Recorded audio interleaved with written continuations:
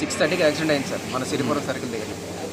So అక్కడి నుంచి మళ్ళీ తీసుకొచ్చు కేర్ హాస్పిటల్, బెటర్ హాస్పిటల్ అని చెప్పేసి నేను అనుకొని అంబులెన్స్ బుక్ చేసి తీసుకొచ్చిన తర్వాత 6:30, 7 అయింది అనుకోండి. 7 నుంచి 11 అవుతుంది. ఇప్పుడు వచ్చి ఎమ్మెల్సీ రైజ్ చేయలేదు అండ్ ఇప్పుడు వచ్చి స్కాన్ చేయలేదు, ఐ మీన్ ట్రీట్మెంట్ కూడా చేయట్లేదు. అసలు లోపలికి వెళ్తే ఏమైంది అమ్మాయికి? అసలు ఎవరు ఏం చేసి ఇబ్బంది పెట్టారు చెప్పండి. స్కాన్ రాశారు సార్. స్కాన్ కోసం అని చెప్పి నేను ప్రిపరేషన్ చేసుకున్నాం. సిటీ స్కాన్ స్కాన్ ఇక్కడే ఉంది. ఎమర్జెన్సీ వార్డులో స్కాన్ ఉంటుంది.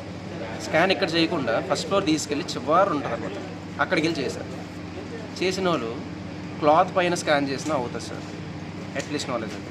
కానీ టోటల్ క్లాత్ మొత్తం పైనుంచి కింద వరకు క్లాత్ తీయాల్సిన పని ఏంటి, క్లాత్ తీసి అన్వాంటెడ్గా అబ్యూస్ చేయడం అది జరిగింది సార్. ప్రకాష్ అనే వ్యక్తి ఇలా చేశారు అక్కడ కేర్ హాస్పిటల్లో. ప్రకాష్ అనే వ్యక్తి సిటీ స్కాన్స్, ఈ స్కాన్స్ సంథింగ్ చేస్తుంటారు. అది జరిగింది కేర్ హాస్పిటల్. ఏమైనా ఆ వ్యక్తి పైన చర్యలు తీసుకున్నారు హాస్పిటల్ వాళ్ళు? ఏమైనా హాస్పిటల్ వాళ్ళు అయితే చర్యలు ఏం తీసుకోలేదు సార్. ఇంకా మేము వెళ్ళి క్వశ్చన్ చేస్తే అడుగుతుంటే అతనికి అందరూ కలిపి వచ్చి ప్రొటెక్షన్ ఇస్తున్నారు వాళ్ళకి అతనికి. మేము అడుగుతుంటే పోలీసులు వచ్చారండి? పోలీసులు ఫోన్ చేయడం జరిగింది సార్. పోలీసులు వచ్చారు, సిఐ గారు, ఎస్ఐ గారు వచ్చారు, మాట్లాడడం జరిగింది. అతన్ని ఎంక్వైరీ చేసి మా దగ్గర స్టేట్మెంట్ తీసుకున్నారు, ఆయన దగ్గర తీసుకెళ్ళడం జరిగింది రీడౌన్కి.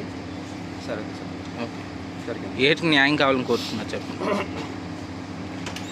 న్యాయం అయితే మీకు తెలిసిందే సార్, ఇది ఏదేం కొత్త కాదు, ఎక్కడికి వెళ్ళినా జరుగుతున్నాయి. కానీ హాస్పిటాలిటీ అనేది చాలా కేర్గా ఉండాలి, చాలా గుడ్ విల్లో ఉండాలి. కానీ ఇలాంటివన్నీ చేస్తున్నారు. ఏ హాస్పిటల్ కానీ ఎవరైనా సరే వెళ్తారు. కొంచెం దీని మీద గట్టిగా యాక్షన్ తీసుకొని ఏం చేస్తే సాటిస్ఫై అవుతారో అది కొంచెం మీరు చూడండి సార్. Thank you sir.